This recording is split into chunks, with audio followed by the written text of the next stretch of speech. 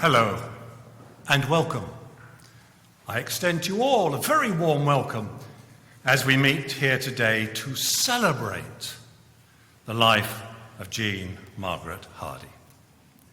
Hello also to those watching by webcast from far and wide. We're all here to say our formal goodbyes to Jean, to pay our respects to her, and further to try to bring some comfort to you, the family, and friends. Family and friends who have gathered here today with heavy hearts, I know, saddened to have lost Jean from your lives.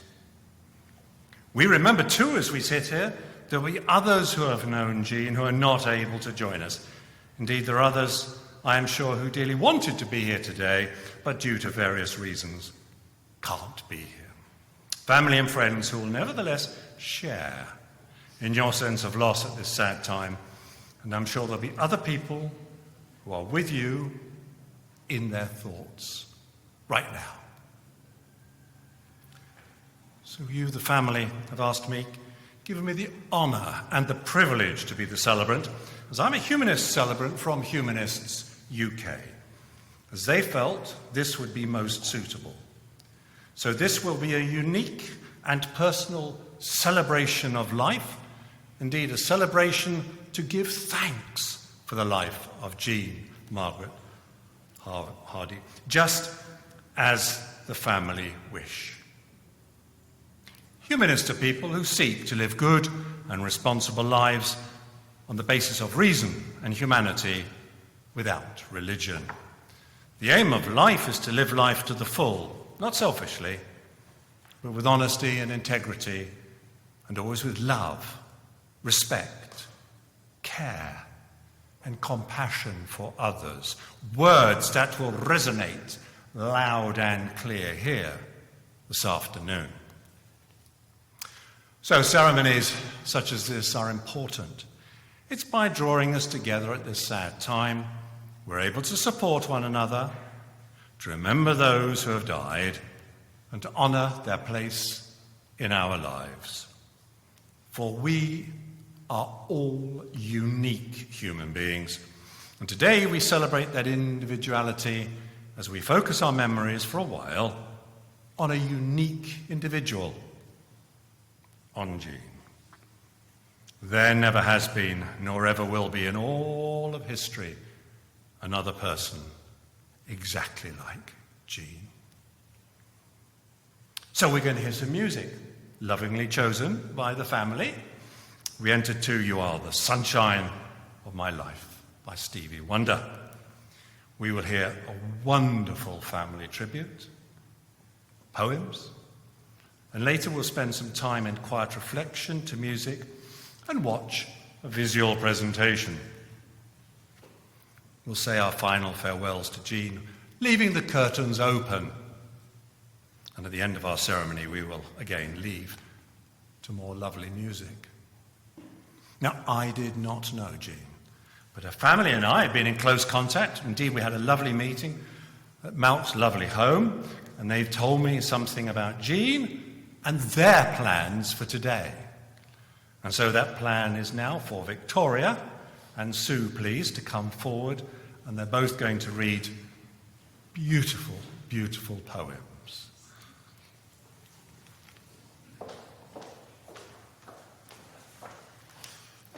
This is Afterglow by Helen Lowry Marshall.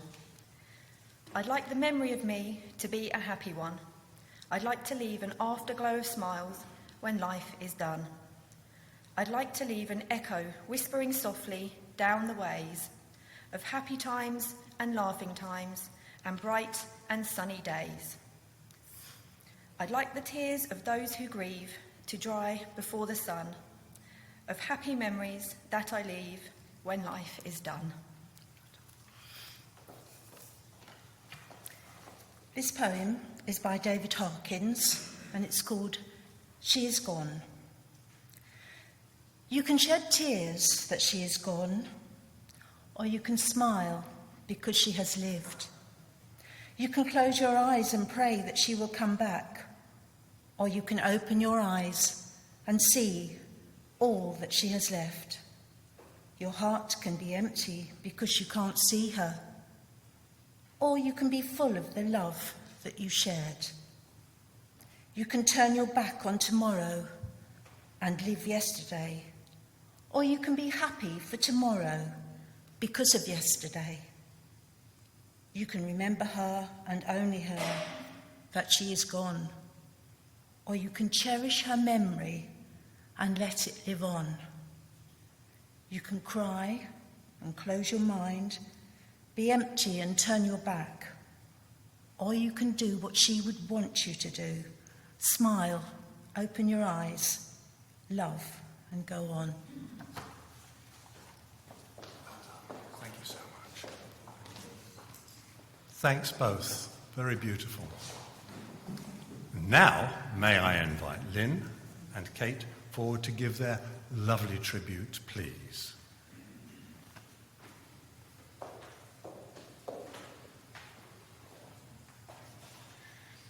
Thank you everyone for being here today. Our warmest thanks for all your cards and flowers.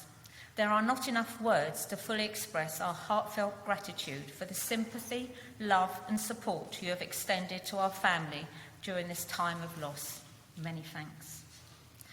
We are going to miss our mum, and Dad is going to miss his beloved wife. But we are so grateful for the wonderful, treasured memories we have of her. Mum was the middle of 3 children, with an older brother, Christopher, and younger brother, Peter. She was born in London in 1938, just before the war. As war broke out, the family were evacuated to Surrey, which was probably for the best, as she apparently wasn't a fan of her gas mask and repeatedly pulled it off while in her pram as a toddler. It was definitely the start of her being in charge. The family remained in Surrey, so had it not been for the war, Mum and Dad would never have met. And on this occasion, war did have a happy ending. Mum and Dad met when they were teenagers, married on January the 28th, 1956, and soon after had Lynn and Kate. Things were not easy to begin with, as Dad spent 2 years in the forces, leaving Mum looking after 2 young children. Mum and Dad both worked hard so we could enjoy fun times together. As young children, our annual vacations were adventurous camping or motorhome holidays, with many incidents which proved a challenge for Mum and were a far cry from the luxurious trips she later became accustomed to. For example, we often went camping in Wales, in farmers' fields, trudging through thick mud and cowpats to the furthest corner of the plot. We would erect an enormous canvas tent with no ground sheet and metal-framed camping beds, and every year, without fail, orange-bellied slugs honed in on Mum's bed, resulting in blood-curdling shrieks and a hasty retreat to the car, where she would sleep for the rest of the week. Another time, as we drove to Cornwall, Kate was unwell. Mum managed to catch the contents of Kate's stomach in a bowl. However, as Dad pulled over, he hit a pothole, causing the contents to spill into Mum's lap. As Kate and I got older, we upgraded our trips and ventured abroad, often expanding the invite to extended family and friends. Our villa holidays in Portugal are fondly remembered by many. Copious amounts of local wine were usually consumed, meaning Mum's very organised rota often wasn't adhered to. One year, Mum and Dad surprised their grandchildren, Victoria and Matthew, with a holiday to Disney World in Florida, which they will never forget and will be forever grateful for.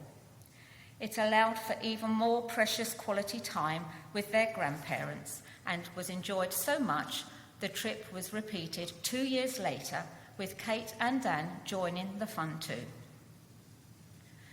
When they retired, Mum and Dad's annual 2-month winter holiday destination was South Africa. They had a favourite villa they returned to each year, and this was again much enjoyed by family and friends who often joined them. Summer and autumn holidays were also on the agenda.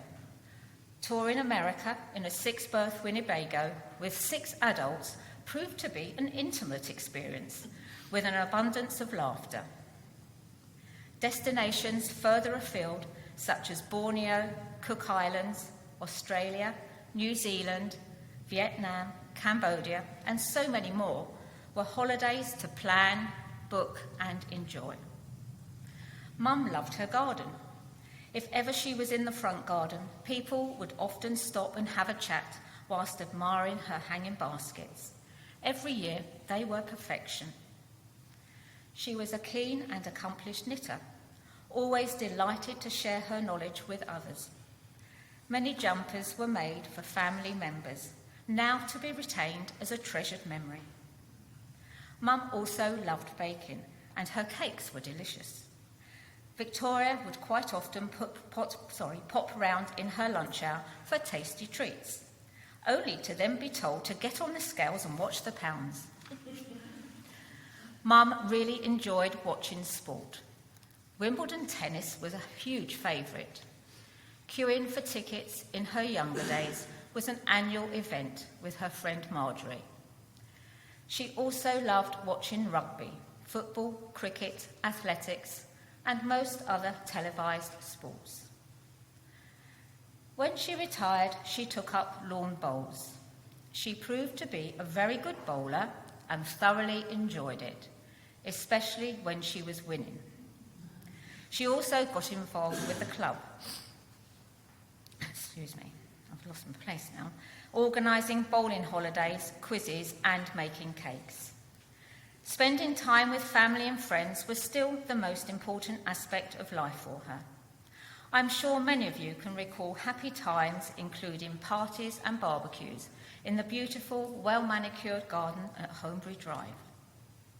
An unexpected but very welcome addition to the family was the arrival of 3 great-grandchildren. Zach, Ollie and Aidan never failed to bring a smile to her face, and she always loved seeing them. They gave her so much joy. We love you, Mum. Thank you for being the best wife, mother, mother-in-law, grandmother, great-grandmother, sister, aunt and friend we could have hoped for. Death leaves a heartache no one can heal. Love leaves a memory no one can still. Grief is a price we pay for love. Love you. Magnificent. Thanks so much for sharing those beautiful and wonderful words.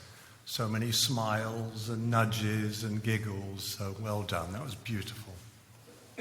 So after such wonderful words, let us now spend some time in quiet reflection, perhaps remembering those happy times we've just heard about, happy memories of time spent with Jean, whilst we listen to, and I did say earlier the music had been chosen by the family. Well, I was right, in that this piece of music, I understand, has been selected by Jean herself for this occasion.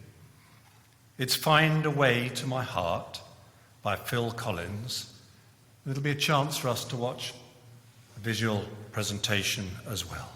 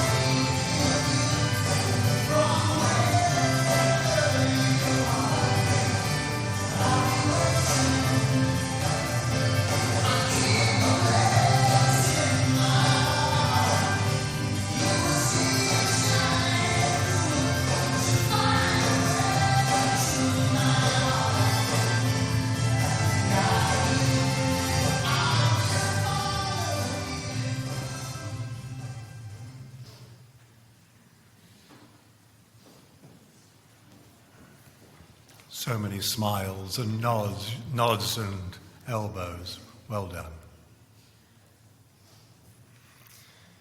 As we now come to the time when we must say our final farewells to Jean, with the curtain open, I have been asked by Malk to read a wonderful poem to his Jean. It's called You've Just Walked On Ahead of Me. It's written by Joyce Grenfell. You've just walked on ahead of me, and I've got to understand you must release the ones you love and let go of their hand. I try and cope the best I can, but I'm missing you so much. If I could only see you and once more feel your touch. Yes, you've walked on ahead of me. Don't worry, I'll be fine. But now and then, I swear, I feel your hand slip into mine.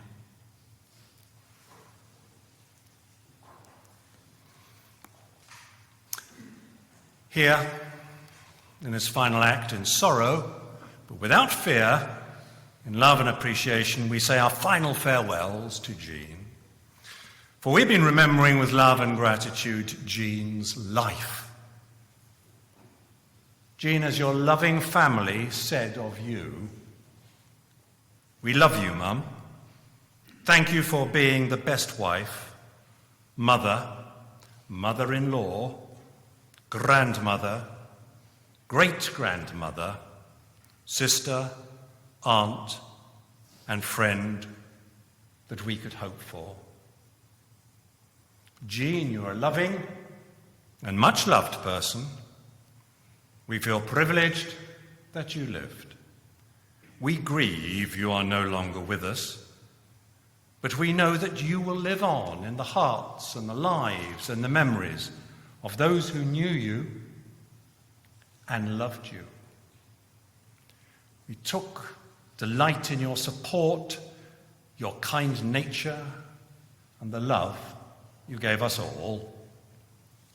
We remember with gratitude your character and all your qualities. Holding you in our hearts, we commit to memory your hopes and ideals. And now with love, we leave you in peace. And with respect, we bid you farewell. Jean, goodbye and farewell.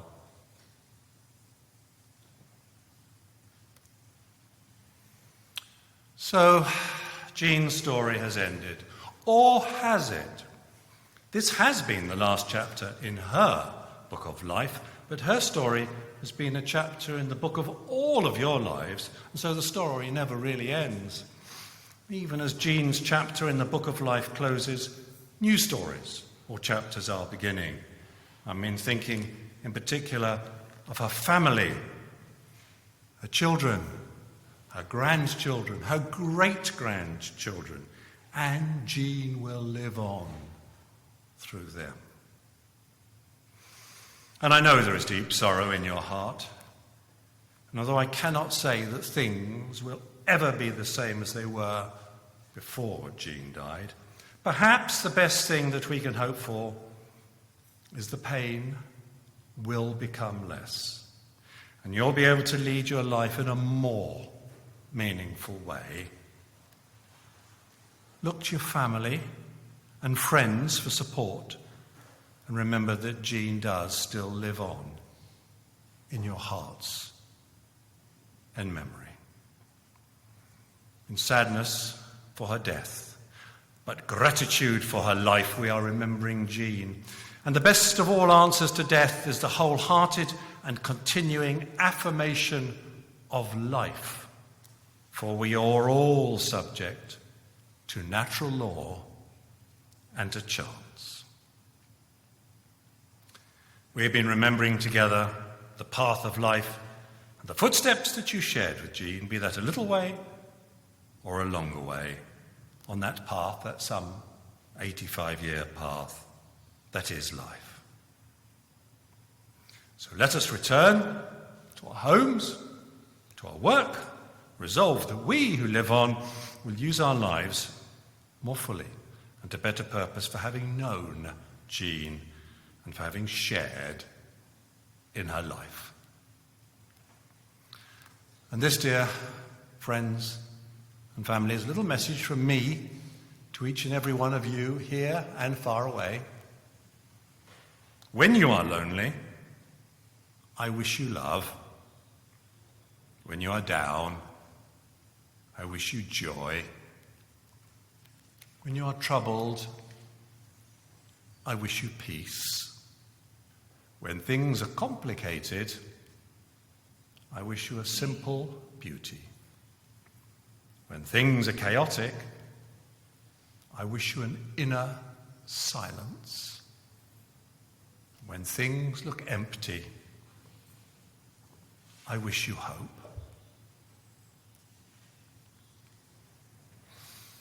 The family have, of course, asked me to thank all of you for joining us here today, and again, those watching from far and wide, to celebrate Jean's full and good life. On the topic of thanks, the family would like me to thank the hospice, St. Catherine's at Pease Pottage, who stepped in to help, they told me, caring above and beyond with the nursing care and the physiotherapy. And not only that, they supported the family as well. Further, thanks to Flo, who was a live-in carer for a number of weeks at the end of Jean's life. Sufficient to say, she was wonderful, caring, and also went above and beyond in her care for Jean. Now, you may wish to make a donation in Jean's memory, and all donations will go to Parkinson's UK. Details are given to you on the back of your printed orders of ceremony. However, I've just got to mention, further, the family would welcome donations to Jean's grandson Matt's Ultra 50k Marathon on behalf of Parkinson's UK on Saturday, the 8th of June. Later, the family would like to invite you all to join them at Dorking Golf Club for refreshments and sandwiches, tea and coffee, and the bar will be open. And this may be an opportunity for you to continue talking about and remembering and sharing stories about Jean. You also have the sat-nav code just in case and the address on the back of your printed orders of ceremony. I think I'll go off script just for a moment, if I may, to thank the family on your behalf for creating this wonderful and beautiful and moving ceremony for a much-loved person. Thank you from us all to you, the family. So let's leave in a moment to a piece of music selected by Jean herself for this occasion. It is Summer Holiday, as in we're all going on a summer holiday, sung by Cliff Richard. Thank you from the family, and goodbye.